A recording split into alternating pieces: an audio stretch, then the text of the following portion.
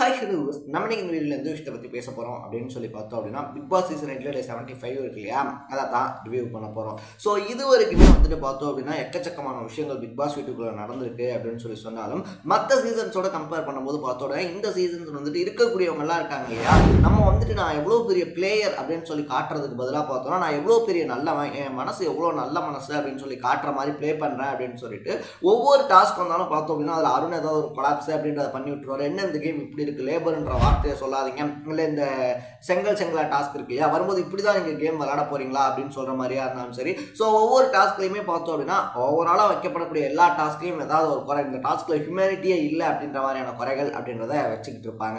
So இதில் முத்துக்குமரன் வந்துட்டு பார்த்தோம் அப்படின்னா நேற்று பண்ணியிருக்கக்கூடிய தப்பு அப்படின்றது இருக்கு இல்லையா, ஸோ யானை வந்துட்டு தன் தலையில் தானே மண்ணவாரி போட்டுக்கும் அப்படின்னு சொல்லிட்டு சொல்லுவாங்க. ஸோ அதை பண்ணதுக்கு அப்புறமா வந்துட்டு பார்த்தோன்னா முத்துக்குமரன் எக்கச்சக்கமான விஷயங்கள் அப்படின்றத சொல்லியிருந்தாரு.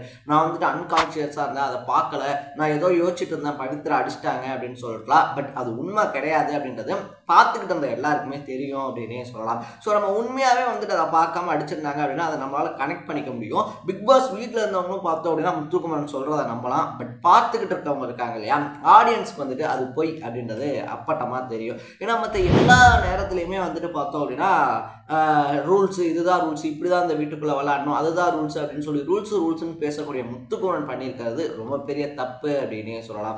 நம்ம இது வரைக்கும் வந்துட்டு பார்த்தோம் அப்படின்னா மற்ற எல்லார் பண்ண தப்பையுமே சுட்டி காட்டியிருக்கோம், முத்துக்குமரன் பண்ண தப்பையும் அந்த மாதிரி தான் நம்ம ரிவ்யூ பண்ணுறோம். பட் இது வந்துட்டு பார்த்தோம் அப்படின்னா ஒரு சிலருடைய பிஆர் இருக்காங்க இல்லையா, அவங்களுக்கு அப்படி ஹாப்பியாக இருக்கும் அப்படின்னே சொல்லலாம். ஏன்னா ஆல்ரெடி எப்படா இவன் சிக்குவான் அப்படின்னு சொல்லி பார்த்துக்கிட்டு இருந்தவங்க இருக்காங்க இல்லையா, சும்மா இந்த செங்கலா டாஸ்க் விளாடும் போதே பார்த்தோன்னா இப்படி விளாட்றாரு, இவருக்கு என்ன ரெட் கார்டு கொடுக்கலாமா, எல்லோ கார்டு கொடுக்கலாமான்ற மாதிரி தேவையே இல்லாமல் பிஆர் டீம்ஸ் பார்த்தோம் அப்படின்னா அவருக்கு அகேன்ஸ்டா ஒரு கேம் அப்படின்றத சோஷியல் மீடியாஸ்ல பரப்பிக்கிட்டு இருக்காங்க. ஸோ இப்போ அவங்க எல்லார் வாயிலையும் பார்த்தோம் அப்படின்னா சும்மா மென்னுக்கிட்டு இருந்த வாயில கொஞ்சம் மிச்சரை போட்டு விட்ட மாதிரி இப்படி விளையாடி இருக்கக்கூடிய விதம் அப்படின்றது இருக்கு இல்லையா, பவித்ரா ஜனனுக்கு விட்டு தர அப்படின்ற மாதிரி பண்ணியிருக்கக்கூடிய விஷயம் அப்படின்றது பெரிய பேசுபொருளாக வெடிச்சிருக்கு. பிக் பாஸே கடுப்பாய் பார்த்தோம் அப்படின்னா நீங்களாம் மனுஷன் தானாடா, ஒரு டைம் 2 டைம் சொல்லலாம், விட்டு கொடுக்காம விளையாடுங்கடான்னு, ஓயாம நீங்க இப்படியே பண்ணிக்கிட்டு இருக்கீங்க அப்படின்னா அப்ப மேல இருக்கனா என்ன கேனேனா அப்படின்ற மாதிரி கடுப்பாய் பார்த்தோம்னா இனிமேல் நாமினேஷன் ஃப்ரீ டாஸ்காக இருந்தாலும் சரி, கேப்டன்சி டாஸ்க் இருக்கு இல்லையா, இது எதுவுமே நடக்காது அப்படின்னு சொல்லி அனௌன்ஸ் பண்ணியிருக்காரு. அதிரடியா அப்படின்னு தான் சொல்லணும். ஏன்னா அந்த டாஸ்க் பேப்பர் படித்தோடனே பார்த்தோம்னா கீழே ஒரு லைனை ஹைலைட் பண்ணியே கொடுத்துருந்தாங்க,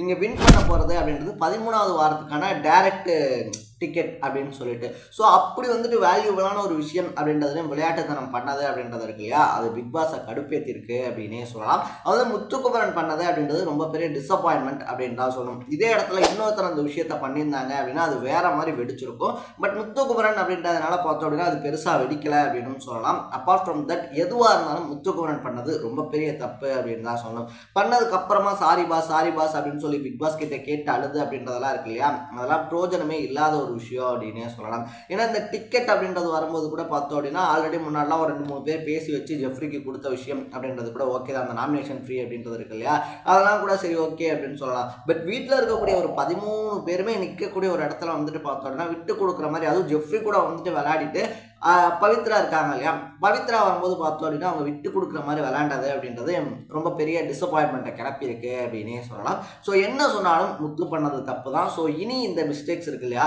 நம்ம மறுபடியும் வார்னிங் கொடுக்குறோம், இல்லை இப்படிலாம் பண்ண வேணாம் அப்படின்னு சொல்லி சொல்கிறோம் அப்படின்னா இவங்க அப்போதைக்கு சீரியஸாக மூஞ்ச வச்சுக்கிட்டு கேட்டுக்கிற மாதிரி கேட்டுக்குவாங்க, அந்த பக்கம் போயிட்டு மறுபடியும் அதே பண்ணுவாங்க அப்படின்னு சொல்லி பிக் பாஸ்க்கு நல்லா தெரிஞ்சதுனால தான் பார்த்தோம் அப்படின்னா நாமினேஷன் ஃப்ரீ இருக்கு இல்லையா, அதையும் கேப்டன்சி டாஸ்கையும் கட் பண்ணி விட்டுருக்காரு அப்படின்னே சொல்லலாம். ஸோ முத்துக்குனுடைய ஆக்டிவிட்டியை பற்றியும் அதுக்கு பிக் பாஸ் கொடுத்த ரெஸ்பான்ஸ் இருக்கு இல்லையா, அதை பற்றியும் நீங்கள் என்ன நினைக்கிறீங்க அப்படின்றத மறக்காம கமெண்ட்ல போட்டுருங்க. ஸோ ரெண்டாவது விஷயத்தை பொறுத்த வரைக்குமே வந்துட்டு பார்த்தோம்னா ஜாக்குக்கு கொடுக்கப்பட்ட ரெட் கார்பெட் அப்படின்னே சொல்லலாம். ஸோ ரெட் கார்பெட் மரியாதை அப்படின்றது இருக்கு இல்லையா, அது வந்துட்டு பார்த்தோம் அப்படின்னா மக்கள் வந்துட்டு ஜாக்குக்கு கொடுக்கணும் அப்படின்ற மாதிரி அவங்களுடைய ஒப்பீனியனை சொல்லி கிடச்சிருக்கு. ஜாக்கை பொறுத்த வரைக்குமே வந்துட்டு எதையா இருந்தாலுமே ஒரு நெகட்டிவாக பார்க்கக்கூடிய ஒரு பார்வை அப்படின்றது இருக்கு இல்லையா, அப்போ எனக்கு ரெட் கார்டு கொடுக்க போகிறாங்க போல, அந்த ரெட் கார்டு கொடுக்க போறதுக்கான ஒரு இதாக தான் பார்த்தோம் அப்படின்னா ரெட் கார்பெட் அனுப்பியிருக்காங்க அப்படின்னு சொல்லிட்டு அவங்களே தேவையில்லாம ஒரு இமேஜினேஷன் அப்படின்றத பண்ணிக்கிட்டாங்க அப்படின்னு தான் சொல்லணும். ஸோ இந்த செங்கலா டாஸ்க் இருக்கு இல்லையா, அதில் வந்துட்டு பார்த்தோம் அப்படின்னா அன்ஷிக்கும் ஜாக்குக்கும் நடுவில் ரொம்ப பெரிய பிரச்சனை வெடிச்சிருந்துச்சு, அது கை கலப்பாகவும் மாறி இருந்துச்சு அப்படின்னே சொல்லலாம். ஸோ அதை மனசில் வச்சுக்கிட்டு தான் பார்த்தோம் அப்படின்னா அப்போ எனக்கு வந்துட்டு ரெட் கார்டு தரப்போறாங்களா, ஐயோ ரெட் கார்டு எனக்கு கிடைக்க போதா அப்படின்னு சொல்லிட்டு தேவையில்லாமல் வந்துட்டு பார்த்தோம் அப்படின்னா ஒரு எப்படி சொல்ற மனக்குழப்பத்துக்குள்ள ஜாக்லின் சிக்கியிருக்காங்க அப்படின்னு தான் சொல்லணும். ஸோ அவங்கள பொறுத்த வரைக்குமே வந்துட்டு பார்த்தோன்னா ஒரு டஃபஸ்ட் காம்படிட்டராக அந்த சீசனில் அவங்க உருவாகியிருக்காங்க அப்படின்னு சொல்லலாம். மூணாவது விஷயம் அப்படின்னு சொல்லி பார்க்கும்போது பார்த்தோன்னா பெஸ்ட்டு அப்படின்னு சொல்லி எப்பயுமே கேட்டகரி செலக்ட் பண்ணுவாங்க இல்லையா, பெஸ்ட் விசஸ் ஒஸ்ட்னு சொல்லிட்டு. ஸோ பெஸ்ட்டாக வந்துட்டு பார்த்தோன்னா முத்து, இன்னொரு பக்கத்தில் பவித்ரா ஜனனி, ஜெஃப்ரி, இவங்க 3 பேரும் செலக்ட் பண்ணப்பட்டிருந்தாங்க. ஒஸ்ட்டாக வந்துட்டு பார்த்தோம் அப்படின்னா அன்ஷி அண்ட் பவித்ரா ஜனனி இருக்காங்க இல்லையா, சாரி அன்ஷி அண்ட் சௌந்தர்யா இருக்காங்க இல்லையா, அவங்க செலக்ட் பண்ணப்பட்டிருந்தாங்க அப்படின்னே சொல்லலாம். அதுவும் வந்துட்டு ஒவ்வொருத்தராக ரீசன் சொல்லிக்கிட்டு இருக்கும்போது பார்த்தோம் அப்படின்னா அன்ஷியினுடைய இந்த கேம் பிளே அப்படின்றது இருக்கு இல்லையா, அவங்க ஒரு சில இடத்துல பார்த்தோம் அப்படின்னா ஐயோ நானா ரொம்ப நல்ல இதெல்லாம் எனக்கு வராது, அதெல்லாம் எனக்கு வேணாம் அப்படின்ற மாதிரி ஒரு கேம் பிளே அப்படின்றத பண்ணுவாங்க. பட் ஒரு சில இடத்துல பார்த்தோம் அப்படின்னா அவங்களுடைய ஆட்டிடியூடாக இருந்தாலும் சரி, பேசுகிற விதமாக இருந்தாலும் சரி, அப்படியே மனுஷனுக்கு மண்டை காய விடும் அப்படின்னு தான் சொல்லணும். அந்த மாதிரி தான் வந்துட்டு பார்த்தோம் அப்படின்னா அந்த கேமுக்கு நடுவே வந்துட்டு நடிகா, மகா நடிகா அப்படின்ற மாதிரி பேசி ட்ரிகர் பண்ணதாக இருந்தாலும் சரி, இல்லை அவன் நடிக்கிறான் அப்படின்னு சொன்னதாக இருந்தாலும் சரி, இது எல்லாத்தையுமே தாண்டி வந்துட்டு பார்த்தோம் அப்படின்னா நேற்று அந்த ஒஸ்ட்டுக்கான விஷயங்கள் டிஸ்கஸ் அப்படின்றது பண்ணுறாங்க.